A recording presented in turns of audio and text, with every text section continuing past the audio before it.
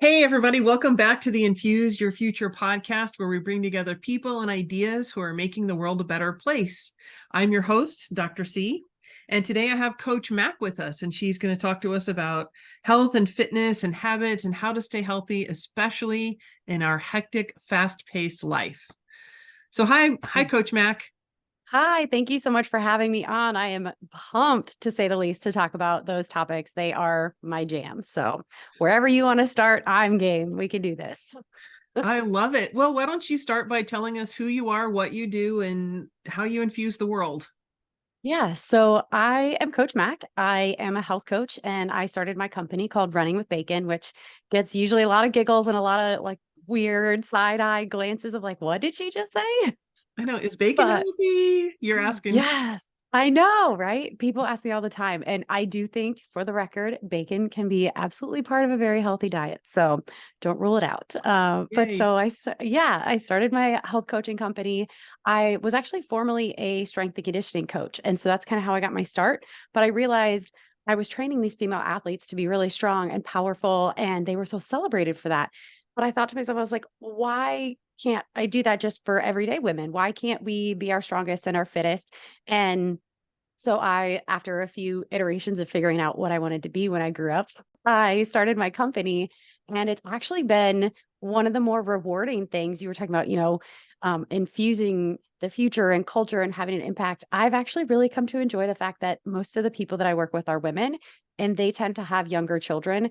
And my favorite is when I get a text from a client or they post in our membership group a picture of them doing their workout, and then their son or daughter is right next to them, doing a downward dog on the yoga mat or something like that. And it's so cute, but it's just so impactful. And it's really fulfilling for me to see the generational impact that my coaching is having.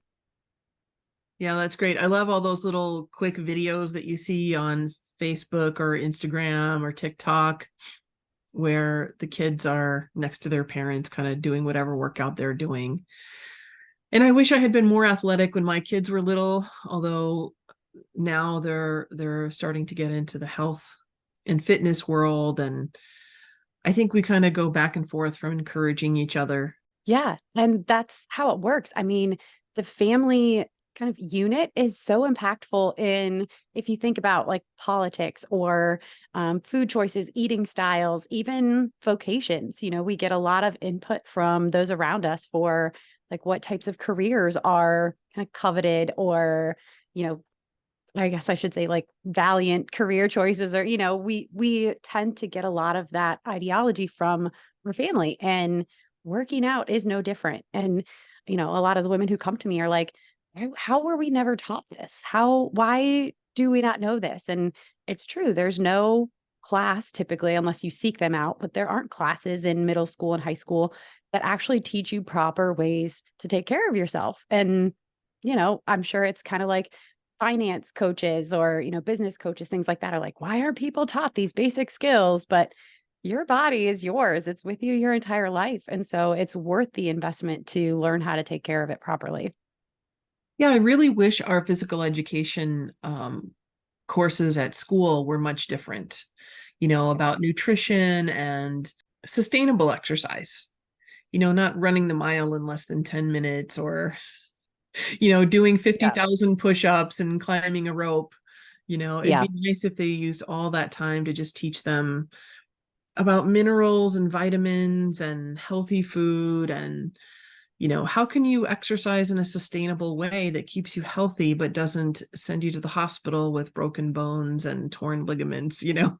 Yes, yes. And I get that a lot because so much, you mentioned social media, so much that's out there right now is the really eye-popping, catchy, like super hard CrossFit workouts or these crazy challenges that go along with like a song, and they're dang near impossible unless you're in like the best shape of your life. And it's that type of stuff that we typically see and are like, man, I'm nowhere near that. That just seems so far out of reach and unattainable that most people are like, why bother? That is never going to be me. I don't have the time for all that. I don't have the motivation. So why bother? Why do anything? And I think it's kind of one of my missions is to flip our whole perspective on what exercise should be. because I think as long as you're moving, it counts. And I probably have said that a million times in the last few years. If you're moving, it counts. It doesn't matter if it's walking, if it's dancing around in the kitchen in your pajamas with your kids, like it just get moving. That's really what it comes down to is start moving, move more because the more you move, the more you're going to want to move. It's kind of like, an object at rest stays at rest, an object in motion stays in motion. And it's true for us just as much as it is the physics of the world. And it's true what you said about social media. When you look at social media, everybody's doing these crazy things, and a lot of us feel intimidated by it. Yeah. And I have to say, when I was younger, I was pretty athletic. And during my early college years, I did 3 mini triathlons. And then, Oh, you. medical school, kids, all that. I was super out of shape. This is before COVID. And I was like, I'm not an athlete anymore. I can't do a triathlon. But I found one in Napa Valley that seemed so doable. It was a Yeah. 100-meter swim, which is like Mhm. nothing. And it was a 3-mile bike ride, which is like nothing. And it was a 1-mile run. And of course, you can walk these things. Mhm. And I remember entering it with trepidation and embarrassment because I'm like, this is like for kids, But I wasn't a kid. I was becoming a middle-aged, out of shape, mom with nerve injuries and other injuries. And I did it. And that is like the race that I am the most proud of in my entire life, even though it was like so Yeah. tiny. I was like, I swam 100 meters in a lake. Yeah, it's funny though, we do that to ourselves where we have this mental image of whoever we were 20 years ago, is like the shape I should be in, or like that's what I'm striving to look like or feel like again. And it's like, no, this your body has gotten you so far. It's done so much for you. It made babies. Of course, it's not going to be the same, nor should it be. But you can still be your fittest and your strongest where you are, and it doesn't necessarily have to like measure up to everything you could do before. That's just not realistic. So it's just like, little kids, how we teach them, you're not going to be a pro at it right away. They have to learn, they have to develop those skills. We have to do the same thing with our physical fitness. But as adults, we're in this trap of whenever the bar raises, whenever, we go from, oh, I could run 2 miles today, I could run 3 miles today. Like you get better, you get faster, you get a PR, you can, you weigh a certain amount, your body fat percentage, automatically that becomes our new standard. And we forget how far we came. We forget to say, holy smokes, I just ran a mile and 6 months ago, I couldn't run any miles. Like I was, huffing and puffing after 100 yards. So we continue to raise the bar as we make improvements rather than just saying, okay, I'm going to keep my bar here. And then anything extra I do, great, that's a bonus. But my bar, my standard stays here so that it stays attainable. Because otherwise we just keep improving, improving, improving. You're going to hit a stalemate at some point, and it gets really discouraging when you get to that point. Then you don't want to do it anymore. So like you said, it's just not sustainable. It's not something, if it's boring and if it's discouraging, we don't want to do it. And movement should never get to that point, in my opinion. So what's your advice for people out there? Like you said, if it gets boring, it's not sustainable. And most of us have hectic lives. A lot of people, I mean, I'm in California and it's expensive to live. So most people have a really intense main job and often side gigs as Mhm. well. And it's just really busy, really hectic. You've got kids. There's always a great excuse of being too tired or not having enough time. And they're all legitimate, but also not legitimate at the same time. So, what's your Yeah. advice for people like that? So my first piece of advice would be to start smaller than you think, because even though, again, this is adult brains, we do this.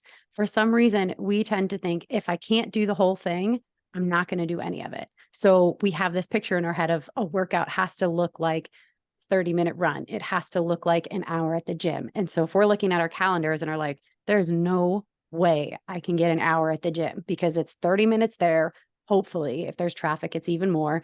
I got to figure out childcare while I'm doing that. Like it becomes this whole production. And so then we're like, there's no way that's not happening. And so then we just don't do anything.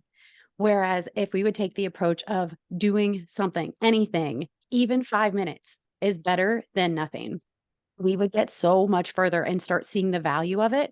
It's actually one of the reasons that I start all of my clients out on the exercise side of things rather than the nutrition side, because the nutrition side, admittedly, it's hard. Even for me, I love food, like cheesecake, Reese's cups, give me all of them. I love food.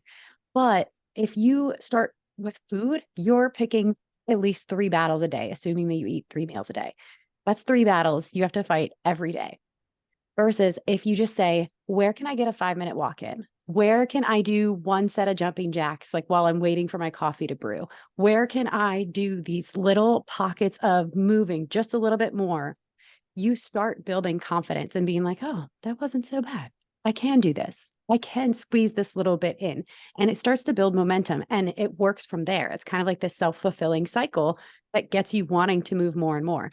So for somebody who's just like, I am so busy, I just can't fit another thing in, I would say, yes, you can, but it doesn't have to be a big thing. It can be something so stinking small. And that's why I love talking about habits. You mentioned it at the beginning. So that leads me like into that. But man, I just start smaller than you think because it really does add up. Those little things, so impactful. Maybe take the stairs instead of the elevator. Yes. Yes. Maybe All go those on a little walk. things. Maybe go on a Mhm. walk with your friend instead of go for coffee or lunch or dinner. Yeah, I actually just had a conversation with one of my friends. We were talking about how all social gatherings, because now, during this season, there's a lot of social, like, hey, let's get together, let's catch up, let's do this. And it's either coffee, drinks, dinner, lunch. It always revolves around food. Whereas if you take a different approach, like you said, go take a walk, go try a new thing, like go rock climbing, find a gym that does that, or something fun like that. It doesn't always have to revolve around food. Yeah, what are the most fun exercises that you've seen people do? Oh man. Well, I am partial to resistance training, but that's just because I used to work in a weight room for like 10 hours a day. So I love lifting just the way it makes me feel.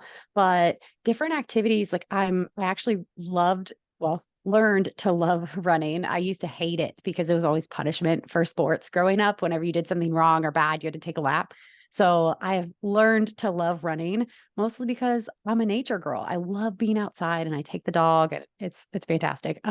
Other fun ones that I like, any type of group class when you can make it social because we're social creatures. So it ends up being way more fun if you can laugh at yourself. Like dance cardio is one of my most popular workouts that I do with my members. And we all feel so goofy doing it, but it's so much fun because you're laughing. You're not even paying attention to the fact that you're working out. But something like a dance cardio that can really get you kind of out of your normal bubble is so much fun. And then like rock climbing, roller skating, even bowling, like just stuff that is out of the norm that gets you up and moving versus sitting down for coffee or a restaurant or something like that. Those can all be really fun ones. And I'm convinced, even for people who say they hate working out, there is some type of workout for everybody. I'm convinced. Yeah, the rock climbing sounds like a lot of fun. Yeah.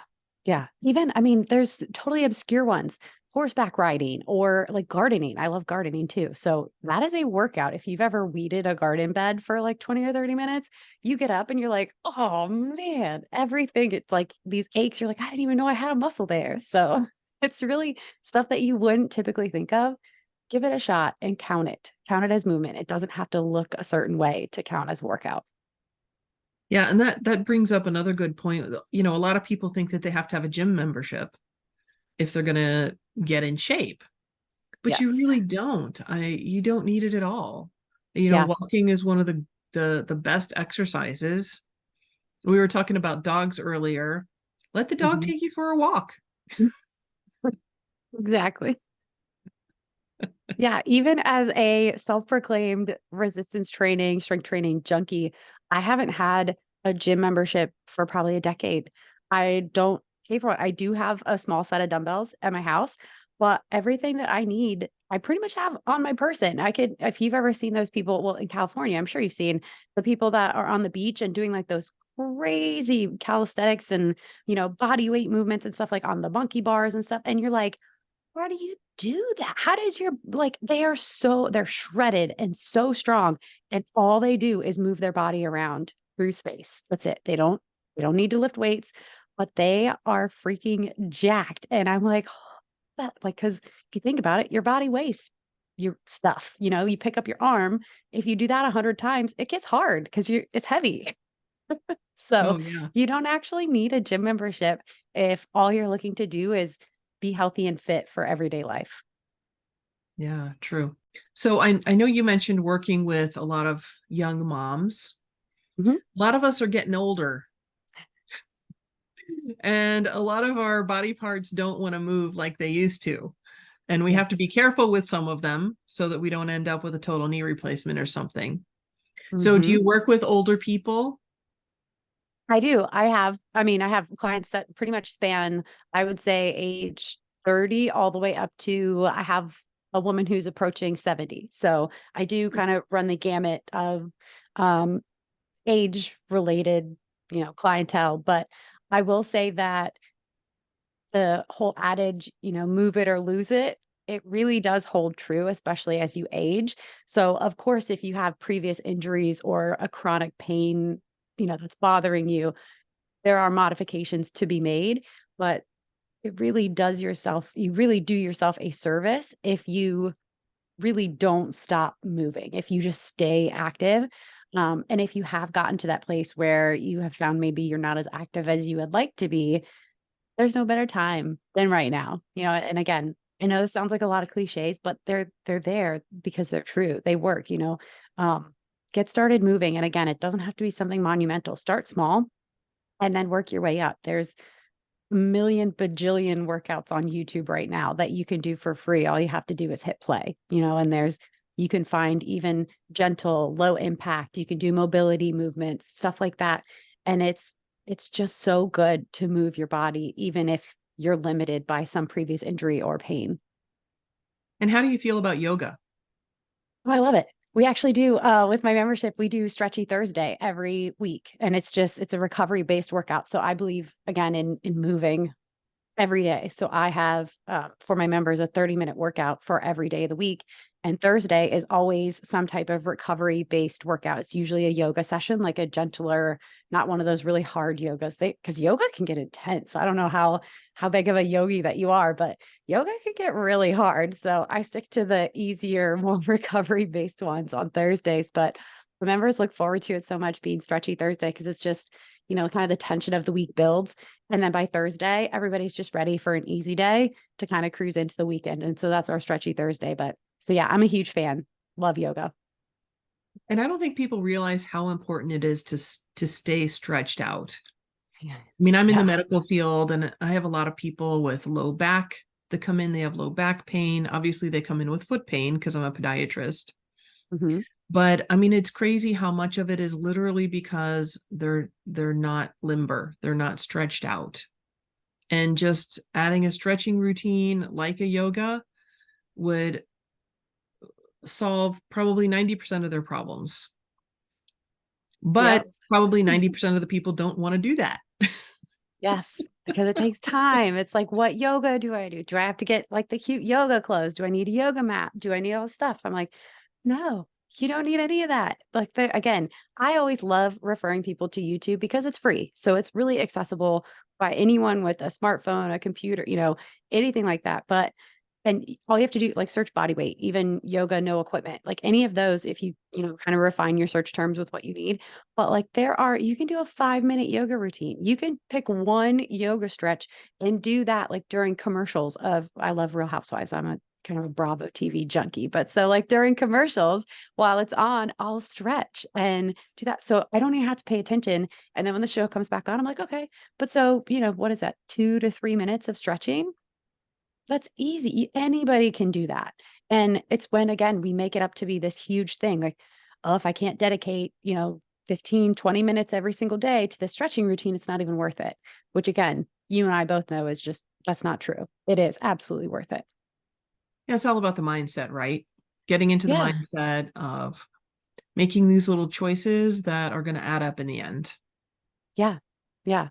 And again, that's why I love habits so much is habits help you take the decision-making process out of it because we already do routines. We already have a morning routine. I bet, if you drink coffee that you prepare it the same way, if it's in the morning and you set it and it goes automatically, or if you have to go down and, put the filter or the grind, it's like your process is the same. Even I'm sure like how you get in your car and you close the door and then you put your purse on the seat and then you put your seatbelt on, or do you put your seatbelt on and then like everybody has their own routines of doing things.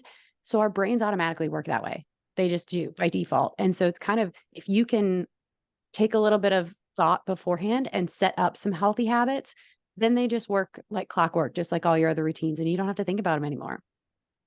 And can you let people know how long it takes to solidify a healthy habit? How long do they have to do that? Do the routine before it starts becoming a habit? Yeah. So there's a lot of, I'm sure you've heard 21 days to form a habit or 30 days or 90 days. Like there's all this different research that's out there. And I will tell you, it is very dependent. There's no hard rule for it takes this many days, because I've had people, and myself included, that I can make a habit stick after just one time of doing it by making a habit stack. And I love habit stacks. I wish I could take credit for coming up with this idea, but it's been around for a long time. But so basically taking a habit that you want to do, say like push-ups is one that I have done myself. So every time I would use the restroom, I would do 2 push-ups. And that was my habit stack. And it stuck after the first time because I was like, oh, that's easy. It's like Now, what silly is a not habit to. stack? I've never heard that term before. Yeah. So a habit stack is taking a habit that you want to do. So again, like push-ups, and attaching it to something that you already do. So like using the restroom, and you can take any of the habits that you do throughout your day and then just match it up with the frequency. So say if you want to take your morning vitamins, you want to create that habit, you just set it right next to your coffee maker. And that way, when you have your morning coffee, you take your morning vitamins. And that's, so you're stacking the habit you want to do on top of one that you already do. And again, in my opinion, there's no better way to start a new habit because you already have part of the routine in place and you're just like sneaking in a little extra step. And so I've had that stick again for me and for clients that I've worked with after just the first time, because once you do it, you're like, oh, well, that was so simple. It'd kind of be silly if I didn't do that next time. And so then you remember and it just keeps going. So that's how I went from doing, maybe 10 push-ups a day. And then I was up to like 50 push-ups a day because I just kind of upped it slowly and was doing 5 push-ups every time I went to the bathroom. And so I drink a lot of water. But you can create little habit stacks like that anywhere you want throughout the day. Like I put a pull-up bar at the top of the steps. So every time I go up the stairs, I do 1 pull-up and then good to go. So any like little healthy habit that you are trying to do, see where can you put this in a routine that you're already doing. Good advice. Yeah. Now, what kind of programs do you offer for people? So I have a membership. It's open all year round. And it's basically is a membership that it's all encompassing for your health. And so by that, I mean, I have a workout plan. I do a weekly training inside the group, and that's on everything from kind of the stuff we were talking about earlier, like vitamins, minerals, nutrition topics, but it's also on things like sleep quality and stress management and even breathing and how that affects our, well, everything. So we do different trainings like that. And it includes a Q&A each month. So, and then a community online that, you get to know other members. So I have that membership. And then I also offer periodically throughout the year, I have some small group programs that I do. And so I have wait lists for those as well. And then I do some one-on-one coaching too. I think for some people, a membership might be a little overwhelming or intimidating at first. And so I like getting some one-on-one time with my clients. And then typically they transition into the membership after they're like, okay, I got this figured out. I got my groove. And then they go into the membership. So it's kind of like more of a DIY situation than the one-on-one coaching. Yeah, yeah. And your membership is a 1-year membership? No, so it's actually is month to month. So there's no commitment, no cancellation fee, all that stuff. I pretty much, like I was talking about, having YouTube being super accessible to anyone. I like having my membership there's no tricks, there's no gimmies, no gotchas, like a lot of health related stuff there. It seems like there is. And I don't sell any products, like no offense to anybody who does, but like, I don't try to, like keep selling stuff because I'm just a fan of here's what you need and like how can I help you get to your results, and how can we figure out what that looks like for you, and if I can provide that, then let's go, let's do it. So yeah, I like the idea of health being super accessible to people. Yeah, me too. Do you Yeah. mind if I ask you how much your monthly membership is? Yeah, it's currently is $89 a month. There is probably a price hike in the future because I've actually added, or I'm in the process of adding an exercise library with nearly 150 videos to start off with. And then I'm adding resistance training workouts as well. So again, no guarantee, but just the way it's going right now, as I keep adding on features and elements of the program, there probably will be sometime soon, but I don't have a date for that yet. So get in soon. It sounds like there's a lot of good information. Yeah, and that's something, I mean, I'm a nerd for health stuff, but I realize not everybody is. So part of what I really enjoy doing is taking a really complex topic, and it can even be stuff that's like in the news, and boil it down to here's what you need to know. Here's, some stuff that's maybe not as credible, but, essentially what's all the information out there, and then what are the parts that you can cherry pick to make the most of that work for your plan. Yeah. And you have the one-on-one coaching packages as well. I do. I do. Yeah. And so that ranges. I mean, I've had different people with goals of like, biking a 100-mile race. I've had people who just want to lose weight. I've had people who are preparing for a big vacation and they want to, like the one I'm that comes to mind is they were going to Disney and she was like, we're going to be walking like 10 miles a day. I was like, okay, we can prepare for this. So yeah, And I think it's they're more specific goals typically for one-on-one coaching. and I think it's great to have a one-on-one coach because a lot of times we have great intentions and we start strong sometimes. Yeah. But when you don't have that coach to kind of motivate you and encourage you, you fall off the wagon a lot easier, you Yes, know? that we do. So I always tell people coaches basically compress time. They help you reach your goal Yes. faster and easier and a lot more fun. Yes. The accountability fact, if I had to come up with a synonym for what I do, it would be an accountability coach because that tends to be what I do more of. Even people who come to me that they have an athletic background or some type of health background, they know what to do. It's just that they're not doing it and they can't figure out why am I not doing it? How can I make this stick? How can I keep myself motivated? And so that's kind of my bigger role in addition to education, like the actual plan that I figure out for them. But it's the holding them to the plan because we're weird like that as people. We are more likely to do things for other people than we are for ourselves. And so I am that other person that holds your feet to the fire and has you do the plan. Plus, it's just so much more comfortable to sit on the couch and watch a movie. I know, isn't it? Although honestly, once you get, at least for me, once you get through that initial discomfort of getting back into the swing of being active, you miss it if you don't do it because it feels Yeah. great. It does. It does. I tell my clients it's typically for most people about that 2 week mark. So the first week, you're all really excited. The second week, there may still be some excitement, but you might be into some of the suck where your body's a little bit sore. You're a little more tired because you don't have that energy kind of built up, the tolerance to the activity and things like that. And then after you make it over that 2 week hump, and then that becomes your new norm, it's like, the clouds part and the sun rays open up, or the sun rays shine down on you and it's like, oh, like that's the feeling that people get. But a lot of times we don't go past that 2 week mark. We get kind of to the middle, the messy middle, and we're like, yeah, I don't want to do this. So if you can have that accountability and the motivation to get you over that hump, then you're in there. Right, right. And it is really nice to have a community as well. Yeah. Yeah. One I of my find, favorite I can, oh, go ahead. go ahead. I was to say, I find like that members being able to relate to each other is almost sometimes more impactful than me being in there. Cause sometimes it's, I can preach or inform all I want and coach all I want. But then when they actually hear like, oh, so and so did it this way and it really worked for them, it's like, oh yeah, I could do that. And so it's just a different kind of motivation and accountability when you have that support. Yeah, so true. Well, I love to have a call to action for people in all of my episodes. Do you Mhm. have a call to action for people today? I do. I would love for them to start a free workout plan. And I have one. Again, you can go to YouTube, do all the free workout plans, but I have a free 4-week workout plan that if you want me, I will email you every single week of it, see how it's going and help you through it. So they can grab that. It's at my website, runningwithbacon.com/free plan. And again, it's just, man, get started today. You don't have to wait. You don't have to wait for a certain date or a big birthday or a Monday or anything. Just get started. That's great advice. Thank you. Is there anything else you want to tell everybody? Man, I would say just get started, start moving, start something. It doesn't have to be big.